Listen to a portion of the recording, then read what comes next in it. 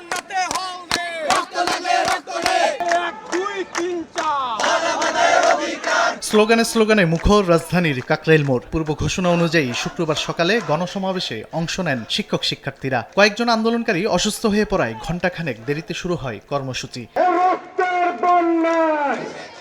আবাসন সংকট, দ্বিতীয় ক্যাম্পাস বাস্তবায়ন সহ 4 দফা দাবিতে তৃতীয় দিনের মতো অবস্থান। রাজধানীর কাকরাইলে এই গণসমাবেশে বাসে করে দলে দলে আসেন বিশ্ববিদ্যালয়ের শিক্ষক শিক্ষার্থীরা। শুরু হয় গণসমাবেশ। এতে যোগ দেন অ্যালামনাই অ্যাসোসিয়েশনের সদস্যরাও। দুপুর 2টার দিকে গণ অনশনে যাওয়ার কথা থাকলেও সেটি শুরু হয় ঘণ্টাখানেক পরে। বিশ্ববিদ্যালয়গুলোর মধ্যে প্রথম সারির দিকে হলো জগন্নাথ বিশ্ববিদ্যালয়।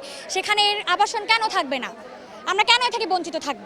বিশ্ববিদ্যালয়ের শিক্ষক সমিতির সাধারণ সম্পাদক জানান, সরকারের সুস্পষ্ট ঘোষণা ছাড়া রাজপথ ছাড়বেন না তারা। আমাদের দাবি পূর্ণাঙ্গ রূপে মানতে হবে, অথবা বাংলাদেশের ইতিহাসে এই কাকরাইল মোড় আরেকটি জন দাবি বাস্তবায়নের কেন্দ্রে পরিণত। আমাদের রক্তের উপরে প্রতিষ্ঠিত যে সরকার আমাদের যদি চোখ রাঙিয়ে কথা বলে, আমাদের হুমকি দুমকি দেয়, আমাদের উপর যদি যে কোনো রকমের যদি স্টিম রুলার চালানোর প্রচেষ্টা করে, তাহলে আমরা সেটাকে রুখে দেব। এর আগে দাবি আদায়ে বৃহস্পতিবার থেকে শাটডাউন কর্মসূচি ঘোষণা দেন আন্দোলনরত শিক্ষার্থীরা।